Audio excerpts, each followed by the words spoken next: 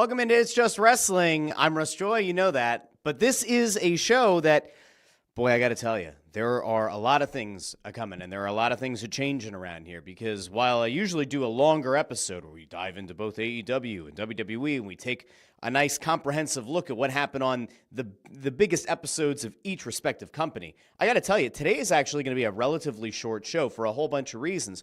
One of them is, I think that just because of the time of year and the fact that WrestleMania is coming up in the not-too-distant future, the fact that Elimination Chamber is on Saturday, and then next week, right, no, do the little math, the following week is Revolution. This show might actually take a slightly different form here for the next month or so, where we might be doing some smaller episodes where we kind of dive into each company.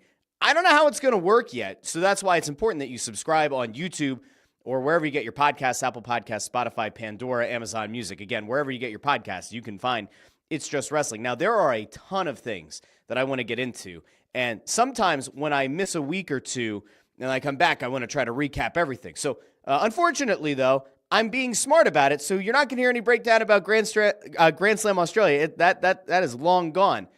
But I'm very excited because it feels like the build to the Elimination Chamber and the build toward WrestleMania has now also forced AEW to lift its respective game. Now, there were some goofy things that happened on Dynamite, most notably Christopher Daniels in a backstage segment getting shown trying to get some color right as the camera's panning in on him, which, not a good gaffe at all. But we're going to set that one aside. There are very interesting things happening in both of these companies. So if you're a pro wrestling fan and you're not a psychotic tribalist, the good news is there is a lot to look forward to in both companies. But I have to start with what is this big overarching topic that came out of SmackDown a week ago that got touched on a little bit on Monday and is expected to go to another level Saturday at Elimination Chamber. And that, of course, is the return of the final boss. It was put out ahead of time prior to last week's SmackDowns that the final boss was going to be in town and that there'd be a press conference after SmackDown went off the air. And boy, it was a weird promo. And I've now had over a week to just kind of break it down and digest it and try to figure out what the hell exactly The Rock was talking about. Because in fairness, The Rock didn't make a ton of sense in what he was saying to Cody Rhodes. Most notably, Cody comes out, he's got the belt over his shoulder, and The Rock once again gives him his flowers for being this great champion and carrying the company for a year. And then he tries to not retcon, but certainly tries to explain how he went from beating Cody Rhodes with a belt with Mama Rhodes' name on it a year ago in the rain, bloodying it up, and having that belt again at WrestleMania 40. How we got from that to within a year, him giving Cody his flowers on the first episode of Raw on Netflix, and tried to kind of make sense of it and talked about the fact that they've become friends and they've taken shots at tequila and that their moms are friends now, and they showed the picture over on the Tron and on the screens. And there's this weird sort of dynamic going on right now where for a long time I've wanted Cody to kind of lean into the Homelander thing, right? Where he's actually a heel, but he believes that he's the hero of the story. And there's part of me that almost wants to believe that The Rock is that times 100, where The Rock is almost split personality, that Dwayne Johnson is in there somewhere, and that The Rock is in there somewhere, and the final boss is in there somewhere, and that the way that The Rock kind of talks about being the head of the board, the chairman of the board of TKO, and the fact that he is the boss of the boss of the boss, that he's Triple H's boss, and he's Cody Rhodes' boss, he's everybody's boss, that there's this crazy part of him that just feels like that's a good thing to kind of throw out there all the time. But then, after SmackDown, he kind of goes and pulls back the curtain to the media, and it pissed off a lot of people. I listened to Busted Open, and Dave LaGreca lost his mind because, of course, he did. He does about just about everything. And I'm sitting there going to myself, all right, what are we really trying to get out of the storyline? And, how does it really set up for Mania? Because if you somehow missed it in the last week, The Rock has this face-to-face with Cody Rhodes, and he says, I want that. And Cody looks at the belt on his shoulder and says, you want my title? And he says, no, I don't want your title. I want your soul. Which, in fairness, seems psychotic and crazy and also doesn't seem like a quantifiable thing. How does The Rock want a guy's soul? How does he want Cody Rhodes' soul? What does that even include? And so he tells Cody, I have 500 million followers. You have a few million followers.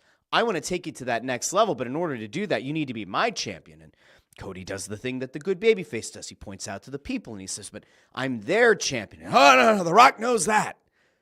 But The Rock wants you to be my champion. All right, well, what exactly does that mean? And is there a chance that The Rock's going to be able to convince Cody Rhodes? Now, mind you, he gave this ultimatum a week ago. All right, Elimination Chamber is this Saturday. So in the course of about a week, Cody has to grapple with his friend and the boss of his boss of his boss, that guy saying, I want you to be my champion. Well, what does that mean exactly? He has a few days remaining to make a decision. Now, if Cody is this true blue babyface, he's going to say no to The Rock at Elimination Chamber. We probably assume that we're going to see Cody on SmackDown on Friday. But we saw him this past Monday, and we saw a stare down with Seth Rollins, and Rollins saying, don't make me regret helping you win that title a year ago. Dethroning Roman Reigns. Don't make me regret it. And then he also kind of does what CM Punk did not that long ago and says, like, look, I respect you. I respect you as the champion, but, like, I will win the Elimination Chamber, and I will come for that championship, and there's nothing you can do about it. Now, there is a very interesting overarching idea here around the Elimination Chamber itself, because if you look at the field of competitors, there is a way to potentially, and I mean, kind of, there's a way to make a case that just about anybody who's going to be in that match could ultimately win it. Now, in fairness, I think that it's like, at this point, it's pretty clear that it has to be one of maybe 2 or 3 guys. John Cena is going to be one that everybody's going to assume would make a lot of sense. For a long time, it's been rumored that Cody versus Cena could be something that happens. Kind of hard to imagine that you're going to put 2 legit baby faces face-to-face in the main event of WrestleMania, especially given all that's happening. Given the return of the final boss, seems almost unfathomable that you would have 2 baby faces going toe-to-toe in the main event. Like, where does The Rock fit into that? It doesn't seem to make a lot of sense.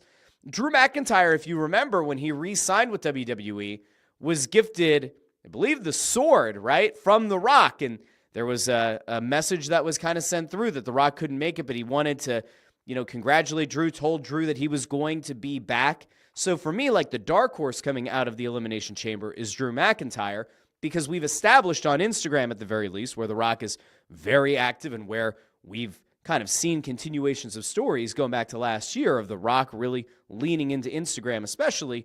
Could Drew McIntyre be the guy who sells his soul? Could he be the guy who, kind of becomes the chosen one again? The same way that he was once chosen by Vince McMahon, could he be chosen again by the guy in charge? And in this case, that is the final boss. I think that's the one to keep an eye on. Would I love to see a heel John Cena? Sure. Would I love to see a heel Cody Rhodes or a Homelander Cody Rhodes? Yes, but I don't think that's where it's going. That part doesn't totally make a lot of sense. Do I think Damian Priest wins the Elimination Chamber? No, although we have seen backstage segments between The Rock and Damian Priest in the past, or we've seen some things that didn't air on TV of those two interacting. I don't think Damian Priest is going to win that. It felt like Damian Priest and Drew McIntyre, after what happened in the Royal Rumble, were kind of on a collision course with one another. We saw seeds get planted between Logan Paul and CM Punk. I can't imagine that that's going to be a Mania matchup. And then you have Rollins there, where Rollins has sold out in the past to Triple H, of all people, to join Triple H and the corporation of sorts, right? To join that group, to join with the people in charge.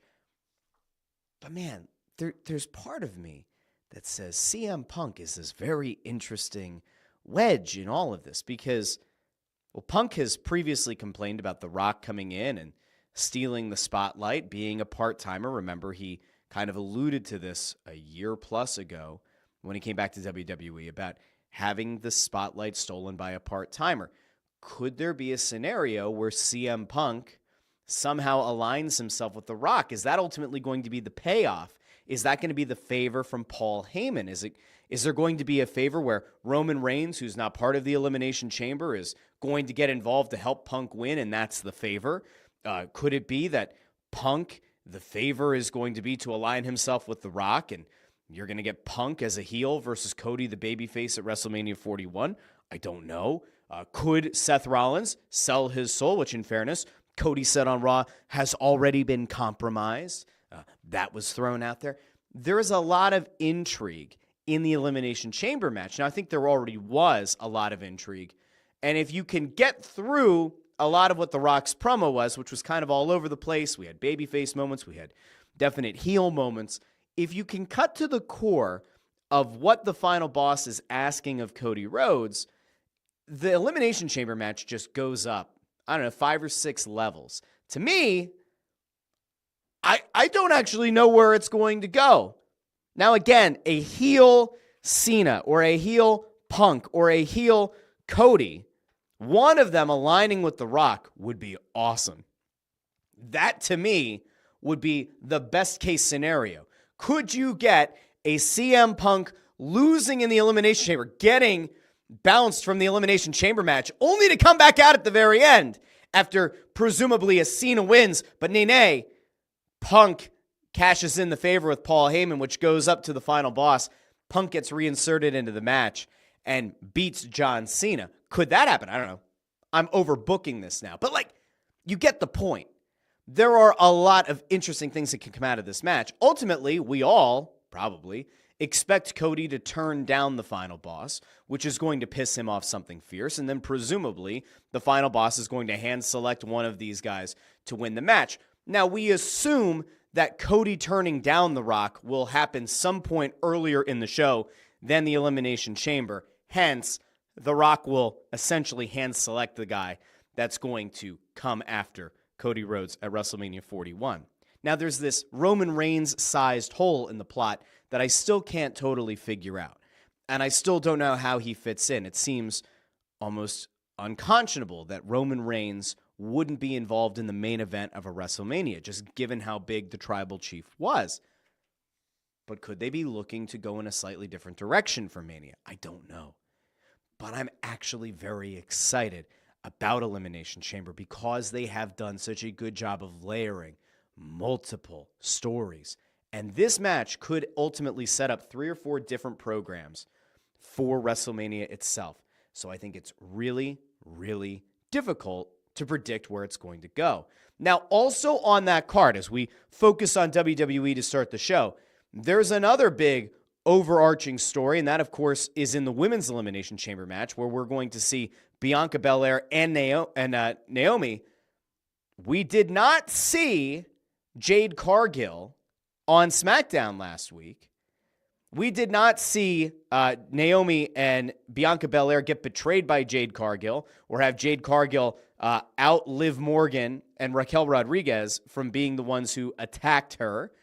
So for my money, I fully expect, without a doubt, I fully expect to see Jade Cargill show up at Elimination Chamber and presumably attack what I think is going to be the betrayer, Bianca Belair. I think Naomi's been way too much of a spot on, choice. Just seems a little bit too on the nose that she would feel like she was kind of getting cast aside from that group of 3, and that by taking out Jade, she was going to get to kind of live out the dream and be Bianca's tag team partner. I think the idea of Bianca Belair kind of going heel and Bianca Belair eliminating Jade Cargill because she thought that Jade was overshadowing her in that tag team, that's a much better story. So I do expect Jade to show up at Elimination Chamber, and if not, I expect it to happen pretty shortly thereafter. Now, the rest of the card itself, it's not that it doesn't do it for me. Tiffany Stratton and Trish Stratus against Nia Jax and Candice LeRae maybe will be an okay match, but that to me is very much like what the DIY match was at the Royal Rumble, where it's a match that I didn't need to see DIY and Motor City Machine Guns go head-to-head in a 2 out of 3 falls match. It meant nothing to me. And this match, essentially, to me, is kind of like the pee break. It might end up being a good match, but ultimately, I don't think it matters. Now, will Sami Zayn and Kevin Owens in an unsanctioned match, will that move the needle for you? I mean, you could go back to previous matches that these two have had. They're going to do it essentially in the home crowd or very close to it in Toronto. I know that there's a French-Canadian influence in the Montreal area. Toronto, Montreal, certainly not the same thing. Don't tell the hockey fans that they've been compared to one another. But, like, I feel like to this point, I've seen enough of Kevin Owens and Sami Zayn betraying each other, being on the same side. This will probably be an insane match. There will probably be spots in this match that I will be talking about early next week, because I'm pretty sure we're going to do 2 episodes a week for a little while here leading up to Mania. I assume that when I break down that match, I'm going to have a similar feeling to what I did in the Cody Rhodes, Kevin Owens ladder match, where I say, like about that Alabama slam, where Owens ends up with his head through the rungs of the ladder and kind of accordioned on himself. I expect to have a few moments in this match where I go, holy shit, how's this guy okay? But there's part of me that like wonders, was this the right call? Was it the right call to have this match on this stage at Elimination Chamber? And there's part of me that thinks that ultimately it might be a true mistake to have those guys go head-to-head on this card. I could be wrong. This could end up being, between that unsanctioned match and between the 2 Elimination Chamber matches, this could end up being an exceptional PLE. And I do think that like it would be kind of hard to screw up. If for no other reason than that main event match, the men's Elimination Chamber, should be so damn good. Not just for the in-ring work, where we know you could see great in-ring work out of Rollins and out of Logan Paul and out of Drew McIntyre, and you're going to get a lot of storytelling between Punk and Cena. And I think Priest is a really good worker, but it doesn't fly off the page quite as much as some of the others that I mentioned. Like that match from a work standpoint and from a storytelling standpoint should be able to carry any show. Shouldn't matter what the other 3 matches are on the card. I think it's going to be a good show. I'm just not sure about what to expect from Zayn and Owens that isn't going to feel like a rehash of things that we've seen to this point. I'm sure they're going to put something in that's going to be memorable. But then, like, is that the end of the feud, or is this just going to set up something that we're going to see again at Mania? Don't know. Looking forward to it, but I'm not sure. Now, the other thing that I wanted to get to today is AEW, because I have to tell you, I feel like AEW has been on a really, really strong run of late. And I have gotten kind of caught up a few times in the last, 12 to 18 months, where I've been like, all right, AEW feels like it's starting to come back. We're starting to feel like it's getting that vibe back. I don't like saying the restore the feeling, but I felt like AEW has been kind of on the right track. And I keep getting this hope, right? Because with every passing week, I just want to imagine that we're finally going to get to a post-Death Riders world, because I am so sick and tired of the Death Riders. I don't think I have ever had more disdain for a storyline in AEW than the Death Riders. And in fairness, it's not the kind of disdain or hatred that makes you want to tune into the show. It legitimately is the kind that makes me say, all right, cool, Moxley's on TV, I'm going to go get a snack. Oh, Moxley's on TV. You know what? My wife wants to watch a show. All right, we're going to go watch the show, and then I'll come back and I'll catch up on the rest of Dynamite through DVR and maybe kind of skip through some of the, I'm going to break your bones and drink your blood. I don't need that. It doesn't do anything for me. I don't give a shit, okay? But if you look at what happened on Dynamite on Wednesday night, there were a lot of very positive signs. We have Swerve and Ricochet. The winner of that match will go on to challenge the AEW World Champion, whoever that is. Will it be Mox? Will it be Cope? Will it be Christian Cage, who cashes in at Revolution? We now have a number 1 contenders match set up between Swerve and Ricochet, with Prince Nana saying to Swerve in the ring, you know, I appreciate you stepping up. I need you to be the guy that you were, the most dangerous man, and I need you to get that robe back, because that robe means something to me and my legacy. And if you can't, I don't know if I can do this anymore. I mean, there's a little emotional pull at the heartstrings. Nana's been doing some great work on the mic around this feud. What was it, a week ago? He says to Ricochet, you know, you just give me the robe back like you haven't earned it. And Ricochet goes, aha! Ricochet, in a weird way, has done a very good job of reinventing himself. He's fucking annoying, but in a good way. Ricochet, to me, is doing some of the best work that he has done, where it's like we all know that he can go in the ring, but this really annoying heel that we all just grow to hate, that's good character work. Call it whatever you want to call it. But I think Ricochet's doing a very nice job. Him and Swerve are now going to face off at Revolution, and I think it's going to be one hell of a match. But if you look at that card as a whole, it is insane. We had MJF on Dynamite getting the laser removal of that AEW all-in tattoo that he had on his leg. Remember when he said, "I'm not leaving," and now he was all in on AEW. Very interesting to see where he and Hangman have gone from an in-ring promo capacity where, MJF a week ago spits in Hangman's face. You kind of get the run-in last night. You get the confrontation week in and week out. They feel like a feud that you can build to being a world title feud later this year. Presumably, Hangman at some point is going to go after that title again. MJF has eyes on that title again. Now we know Swerve or Ricochet is going to get a title match. You have Christian Cage on the periphery. But MJF and Hangman feels like a special program. And in fairness, it's kind of amazing that they haven't explored it to this point. So good on the company for holding off on it. That feels very much like the heart and soul of AEW kind of match that you would have seen in like 2019, 2020, 2021. There's a lot of excitement there. And we're finally, it feels like getting back to MJF finding himself again on the mic and in a program and not getting lost in the fray. You have that. On Dynamite, you had a trios match that ultimately is going to set up a TNT title match for Saturday on Collision between Adam Cole and Danny Garcia. And in fairness, like the TNT title feels about as irrelevant as it ever has. I think a lot of that was the long reign of Jack Perry that really doesn't feel like it went anywhere. Garcia, I still don't see it. I don't think that TNT title reign has felt like much of anything. You want to get some eyes on the product. Now, listen, most people are going to watch Elimination Chamber. Even AEW fans. Most AEW fans are going to either have Elimination Chamber up on the TV or on another device. But if you do want to steal a little bit of the thunder on social media, and again, it's a little bit because even a title change on the TNT title on Collision isn't going to steal the thunder of Elimination Chamber.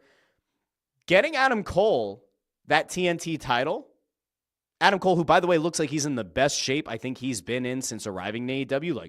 We've now seen some bicep definition, which, say what you will about body-shaming wrestlers and everything. I think there's a certain level of fitness or a certain level of muscularity that you might come to expect from, main event guys or guys who are perceived as main event guys in the company.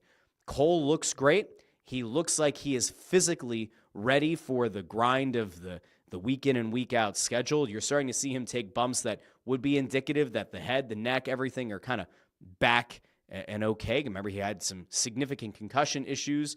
The foot, the ankle, it all looks good. So what an interesting time it would be to put that title on Adam Cole and to get more momentum going behind the changing champions of AEW. We saw the Women's Championship change hands at Grand Slam Australia, where you get it back on Toni Storm, which actually does lead to Toni Storm and Mariah May in a championship match at Revolution. And maybe we'll preview it more next week, but these two have a very special story going. They've had very good matches to this point.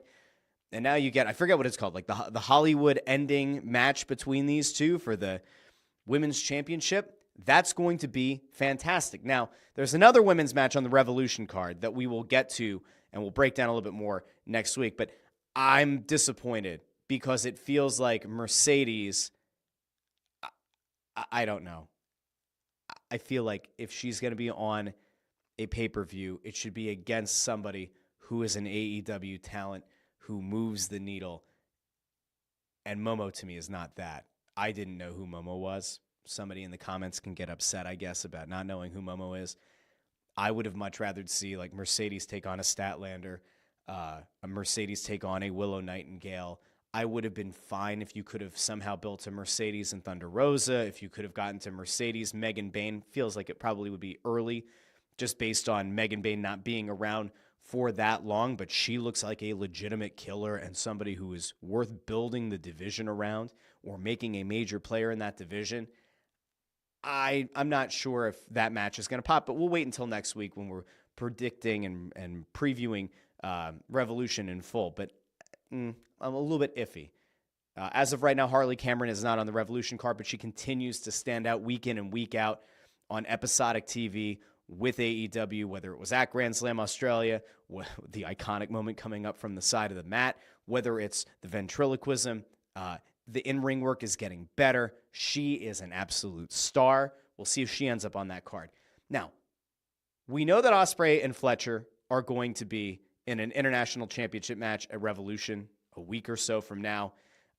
They're going to be in a steel cage match. Takeshita and Kenny Omega are now set up for the international championship match. And the thing that's interesting about that one is on Dynamite, it felt like Takeshita and Orange Cassidy, which I expected to ultimately be a Takeshita win.